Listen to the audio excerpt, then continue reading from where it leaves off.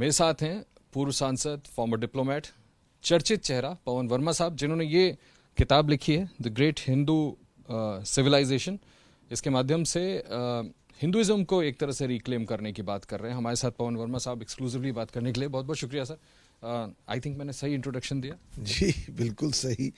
लेखक हूँ, सांसद तो हूँ ही था और डिप्लोमेट भी था, पर इस पुस्तक की अगर चर्चा हो रही है तो पहली पहचान लेखक की है।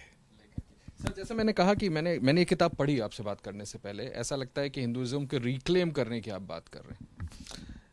ये एक महत्वपूर्ण लक्ष्य भी है। देखिए, एक विराट संस्कृति थी और सभ्यता थी, पुरातन थी, उसमें निरंतरता थी, सांस्कृतिक उत्कृष्टता थी और संस्कृतियों को समा लेने की क्षमता थी।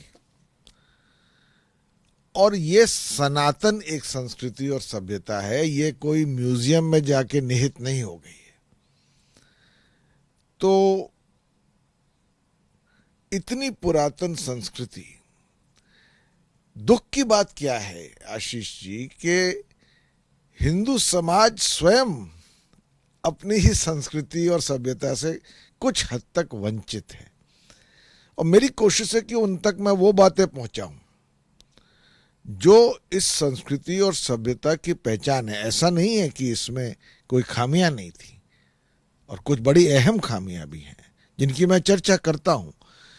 पर ये जो संस्कृति और सभ्यता थी, अगर हम इसके बारे में स्वयं नहीं जानेंगे तो मुझे लगता है एक खजाना है हमारे सामने और हम एक कमरे में हम और उसका दरवाज़ा ज़रा सा खोल भी नहीं रहे। तो एक कोशिश तो वो है। आज की तारीख में इस किताब को लिखने की ज़रूरत क्यों थी? क्योंकि एक ज़रूरत है कि जो एक कटुता और अतिवाद आ गया है हिंदू समाज के परिप्रेक्ष्य में, हिंदू धर्म के परिप्रेक्ष्य में, उसका अगर आपको सामना करना है तो आपको अपनी संस्कृति और सभ्यता के बारे में और जानने की जरूरत है। नहीं तो कुछ ठेकेदार ही आपको समझाएंगे कि ये है आपकी संस्कृति, ये है आपका धर्म, इसमें आपको ऐसा करना और ऐसा नहीं करना है। हिंदुत्व में जो कट्टरता आ गई है, आप उसके खिलाफ लोगों को समझाना चाहते हैं कि असल में हिंदुत्व का चेहरा क्या है और ये डिस्टॉर्टेड वर्जन नहीं है। मेरे दो मकसद हैं। एक तो वो लोग जो कि इस हिंदू सभ्यता और संस्कृति को हीन भाव से देखते हैं, उनको जवाब देना।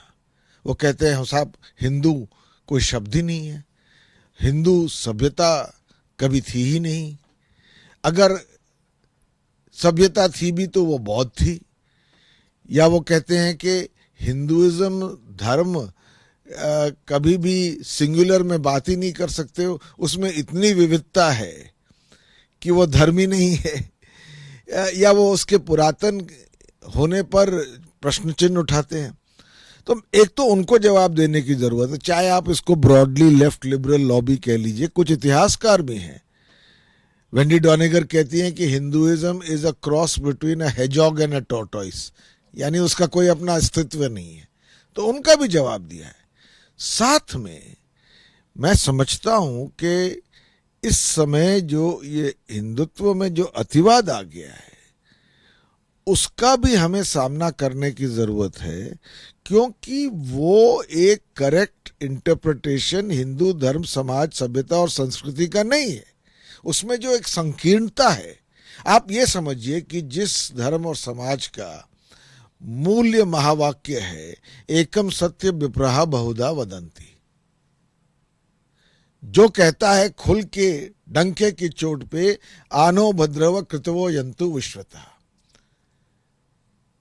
जिसको कोई परहेज नहीं है कहने में, उदार चरितानम वसुधैव कुटुंबकम।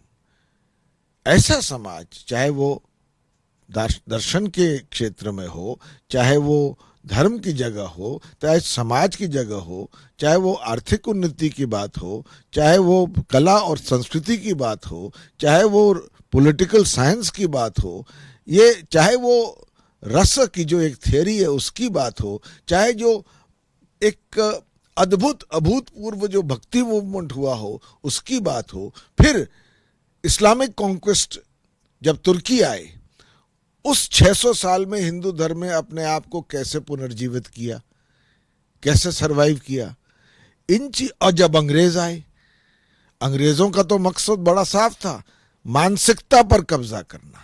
केवल फिजिकल सब्जुगेशन नहीं था कि आपको गुलाम बना के रखें, आपकी मानसिकता पर कब्जा करना उनका मकसद था। इन सारे परिस्थितियों में हिंदू धर्म और हिंदू समाज और सभ्यता ने किस तरह से अपने को जीवित रखा, जिसके वजह से आज उसको हम सनातन कह सकते हैं, ये जानना जरूरी है। और अगर हम इसके बारे में जान सकते हैं, अगर हम समझ सकते हैं कि हमारे यहां एक स्कूल ऑफ फिलॉसफी नहीं है, 6 हैं, 3 बुनियादी हमारे ग्रंथ हैं, हमारे यहां चारवाक भी थे जो कि वेद पर ही प्रश्न उठाते हैं, वो सब हिंदू धर्म के में समाहित थे। तो इसलिए ये बहुत जरूरी है कि हम अपने ही संस्कृति के बारे में समझें, जानें, जिसमें कि ये जो डिस्टॉर्शन है, ये जो कोशिश हो रही है कि हिंदुइज्म को हाईजैक किया जाए, उसका सामना कर सकें। ये अतिवाद, ये डिस्टॉर्शन, ये हाईजैक करने की कोशिश, आर्ग्यू करने वाले तो आपसे ये कहेंगे निश्चित कि ये तो हाल फिलहाल देखा जा रहा है ना, जब से ये सरकार एस्टेब्लिशमेंट में है। जी बिल्कुल कहा जाएगा, और मैं उससे सहमत भी हूं। एक सोची साजी कोशिश ये है कि हिंदू धर्म को एक ऐसा मोड़ दिया जाए जिसमें कुछ लोग ही बता सकें कि हिंदू धर्म के तहत ये आप कीजिए, ये पढ़िए, ये लिखिए, ये खाइए, ये पिए, ये सोचिए, ये पहनिए। ये तो कह रहा हूँ सर, ये आरोप तो आजकल जो बात आप कह रहे हैं, ये तो विपक्ष लगाता है मोदी सरकार पर कि आप ही लोग एक वे ऑफ लाइफ डिफाइन कर। बिल्कुल, मैं और ये आरोप लगाता हूँ। मैं कहता हूं कि अगर पहले तुष्टीकरण था मुसलमानों का, आज पलड़ा बिल्कुल दूसरी तरफ है, क्योंकि आज एक हिंदू कंसोलिडेशन वोट की कोशिश है, जिसमें कोशिश ये की जा रही है कि हिंदू और मुसलमानों के बीच में दरार बढ़े और हिंदू समाज को हाईजैक किया जाए। ये आरोप मैं लगाता हूं, और मैं ये भी कहता हूं कि आज एक हिंदू धर्म में क्रांति की जरूरत है, हिंदू सभ्यता में। मैं कहता हूं आज जरूरत हिंदुत्व की नहीं है, हिंदू सत्य की है, जिसमें जो रिफॉर्म चाहिए हमें अपने संस्कृति और सभ्यता और समाज में, वो भी बदले, वो आए। जैसे अब कास्ट की बात है, जो कास्ट में डिस्क्रिमिनेशन है, एक्सप्लॉयटेशन है, ऑपरेशन है, इसका सामना करना बहुत जरूरी है हमारे समाज के लिए। जो जेंडर डिस्पैरिटी है, जिस तरह से महिलाओं को नीचे दिखाया जाता है, उसका भी सामना करना बहुत जरूरी है। तो ये अगर रिफॉर्म हिंदू समाज में नहीं आएंगे तो उसमें जो असल रेनेसांस होना है वो नहीं हो पाएगा। नहीं सर, आपकी किताब को पढ़ के कुछ लोगों के मन में इस कन्फ्यूजन को आप ही दूर करें। कुछ लोगों के मन में था कि शायद इस किताब को लिखने के पीछे मकसद ये था कि देयर इज एन अटेम्प्ट कि हिंदुइज्म को इस्लाम दबाने की कोशिश कर रहा है। ऐसा कोई विचार आपका नहीं? बिल्कुल भी नहीं है, क्योंकि इस्लाम ने हिंदू धर्म को और समाज को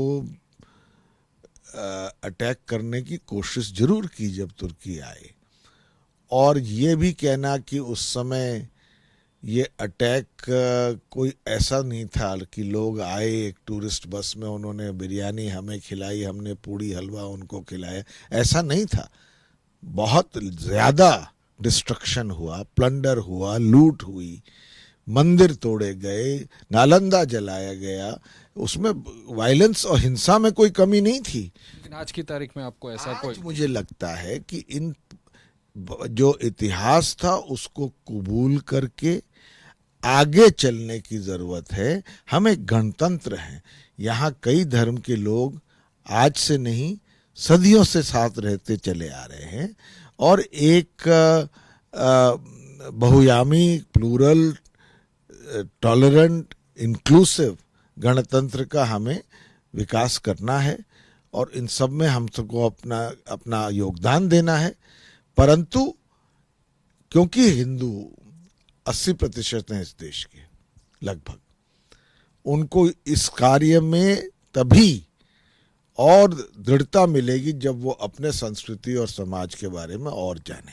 मैं ये सोच के आया था कि आपसे ज़रूर पूछूंगा कि कहीं कहीं किताब में सर ऑर्गेनाइज्ड अटेम्प्ट और इस्लाम की बात करके ऐसा लगता था कि कहीं बीजेपी में तो शामिल नहीं होने वाले, लेकिन अब थोड़ी क्लैरिटी मिल रही है आपसे। मैं ये पूछना चाहता हूँ कि जो बातें आपने लिखी हैं किताब में, जो आप बता रहे हैं विस्तार से सर, इसके बियॉन्ड आपका रिच अनुभव है, उसके आधार पर मैं आपसे पूछ ही लेता हूँ, फिर इसके लिए जिम्मेदार आप किसको मानते हैं? प्रधानमंत्री, बीजेपी, आरएसएस, किसको? क्योंकि यही तो विपक्ष आरोप लगा रहा है।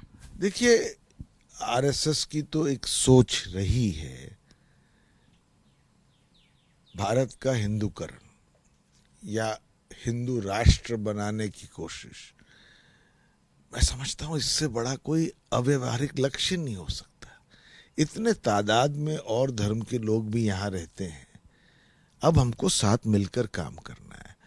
तो जो ये सोच की संकीर्णता है, इसका मुकाबला करना है, और एक बड़े मकसद से नहीं, अपने हित के लिए। हम नहीं चाहते, हिंदू धर्म नहीं चाहता, हम एब्राहमिक फेथ नहीं है, Hinduism is a way of life. हम नहीं चाहते कि लोग हमसे कहें कि साहब आप यही कीजिए तब आप हिंदू हैं, या आपके अंदर हिंसा होनी चाहिए, वायलेंस, एक्सक्लूजन। ये जो आपने देखा कैटल लिंचिंग्स जैसे हुई 2010 के बाद, 2014 से 98% कैटल लिंचिंग्स हुई हैं और ज्यादातर बीजेपी रूल्ड स्टेट्स में हुई हैं, और उसके विक्टिम्स 86% मुसलमान हैं। और जो कैटल विजिलेंटे ग्रुप्स हैं जो ये इस कांड को रचते हैं, वो वीडियो पे कहते हैं कि हम हिंदुत्व के साथ हैं। दिल्ली में हमने नारेबाजी भी देखी। नारेबाजी आपने देखी, बड़ी शर्मनाक बात है। तो ये हिंदू धर्म है नहीं। सर, आपको लगता है सिर्फ हिंदुत्व को किताब पढ़ के समझ करके इस समस्या का निवारण हो जाएगा, या इसका कोई पॉलिटिकल सोल्यूशन भी है? नहीं, पॉलिटिकल सोल्यूशन तो होना ही पड़ेगा, वो भी लोकतांत्रिक ढंग से। पर एक ज्ञान जो है ना, ज्ञान मार्ग, ये बहुत बड़ी चीज है। मुझे कभी कभी, मैंने शुरू में भी कहा आपसे, दुख होता है कि हिंदू समाज अपनी ही संस्कृति से कुछ उदासीन है, यानी कि उसमें जिज्ञासा नहीं है कि उसके बारे में और जाने। इसको मैं पाटना चाहता हूं, ये जो कमी है मैं पाटना चाहता हूं, और मेरी पुस्तक का इसमें मैं समझता हूं महत्वपूर्ण योगदान होगा। सर, आरएसएस प्रमुख ने अभी कुछ दिन पहले ऐसे लोगों को जिनकी आप चर्चा कर रहे थे, एक तरह से वार्निंग सा दिया था कि ये नहीं होना चाहिए, धर्म के नाम पे ये ठेकेदारी। अगर ऐसा कहा है तो हम उसका स्वागत करते हैं। इस उम्मीद पर तो हम हमेशा इस उम्मीद को तो हम हमेशा अपेक्षा करेंगे कि आरएसएस की सोच में बदलाव हो। प्रधानमंत्री ने भी समय समय पर ऐसे लोगों को चेतावनी दी है कि ये करना ठीक नहीं। प्रधानमंत्री को जिस तरह से इन चीजों की आलोचना करने की जरूरत थी वो उन्होंने की नहीं, ऐसा मेरा मानना है। क्यों आपको ऐसा लगता है? मैं समझता हूं कि जब इस तरह की हिंसक घटनाएं हुई तो उनका रुख इन मामलों पर, अगर सबका साथ सबका विश्वास ही हमारा नारा है और इस सरकार का नारा है, तो कहीं ज्यादा एम्फेटिक होना चाहिए था, ऐसा मेरा मानना है। क्यों नहीं लगता आपको कितना एम्फेटिक पोजीशन लिया? क्योंकि बीजेपी ने एक नीति अपनाई है जिसका अंग्रेजी में मैं कहता हूं स्ट्रेटेजिक एम्बिग्विटी।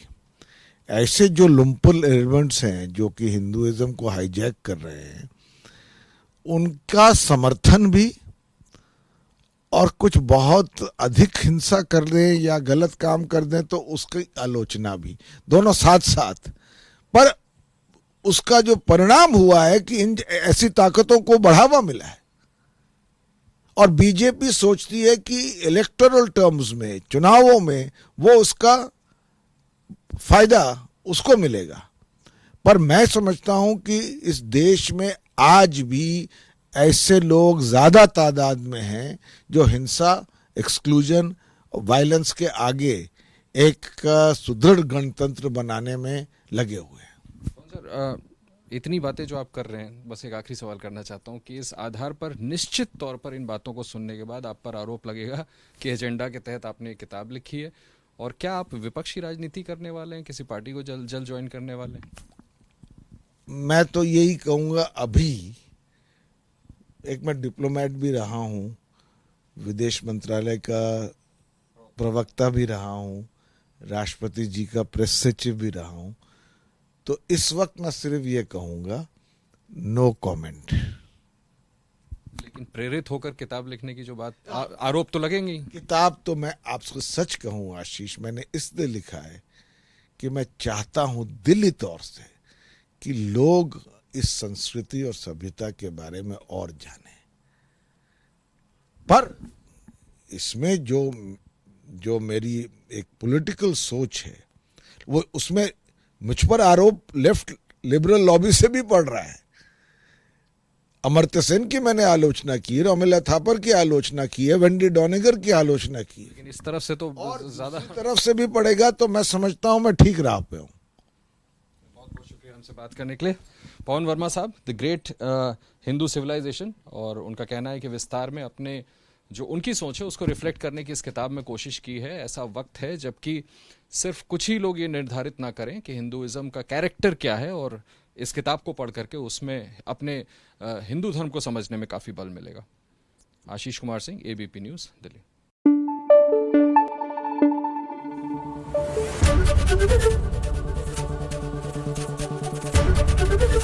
एबीपी न्यूज़ आपको रखे आगे।